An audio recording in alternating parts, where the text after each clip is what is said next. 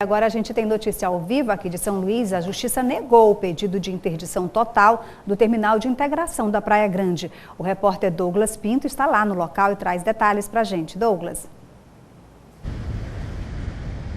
Então, Célia, a gente vai recapitular um pouco da história do terminal de integração da Praia Grande, porque tem mais de um ano que a briga está na Justiça, tá? Então, no ano passado, a Defesa Civil interditou uma parte do terminal que arriscava cair assim em cima da cabeça dos passageiros. Essas plataformas de uma forma muito comprometida, as colunas de sustentação, o telhado, tudo muito antigo e corroído, né?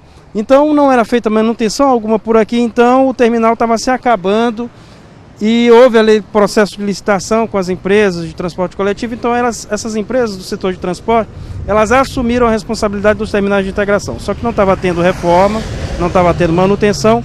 Então a Defesa Civil veio inicialmente, interditou uma parte, e aí o Ministério Público pediu na Justiça a interdição total do terminal de integração. A interdição total desde o ano passado, a Justiça negou, alegando que se fosse fechado todo o terminal, embora houvesse risco, né, de desabamento, ia prejudicar bastante a população que depende do sistema de transporte no sistema do bilhete único, né, que é justamente o pagamento de uma passagem para pegar vários tipos de transporte, vários transportes por aqui. Então, a Justiça determinou no ano passado, a Vara de Interesses Difusos e Coletivos de São Luís, o juiz Douglas de Melo Martins, determinou que fosse feita uma reforma imediata nas plataformas mais comprometidas, que eram justamente as plataformas 3 e 4, que aqui no vídeo você vê, que é as últimas que tem aqui na tela, né, as que estão lá atrás. Então, as empresas de transportes providenciaram a reforma daquelas duas últimas plataformas lá, onde tem bastante gente agora. Então elas fizeram ali uma reforma daquela área.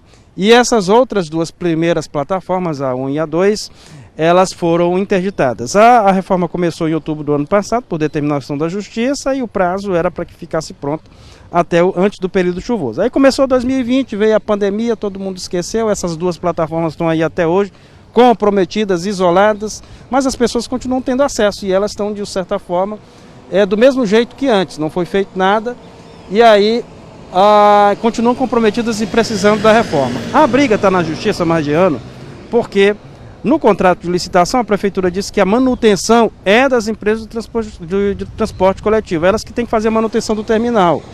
Só que as empresas de transportes dizem o seguinte, que na verdade o terminal de integração ele tem que ser reconstruído e não apenas passar por uma reforma.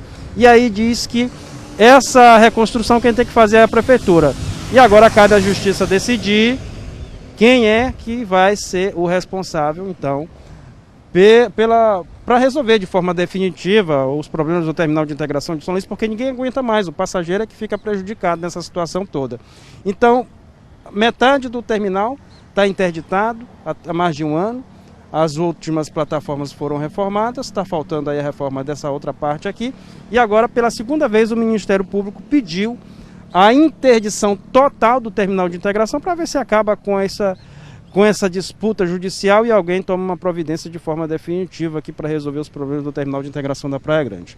Né? Então, a Justiça ontem negou o pedido do Ministério Público, a segunda vez que pediu, portanto, a interdição total do terminal, alegando exatamente aquele mesmo motivo anterior.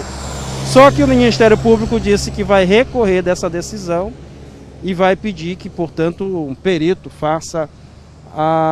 vai pedir a anulação de uma perícia que foi feita de alguém que talvez não tivesse a especialidade. Pelo menos foi isso que alegou o Ministério Público. Então, o problema continua, os passageiros estão aí se arriscando nesse terminal antigo e que está precisando realmente de muita atenção das autoridades para que seja resolvido esse problema o mais rápido possível. Lembrando que já tem mais de ano, né?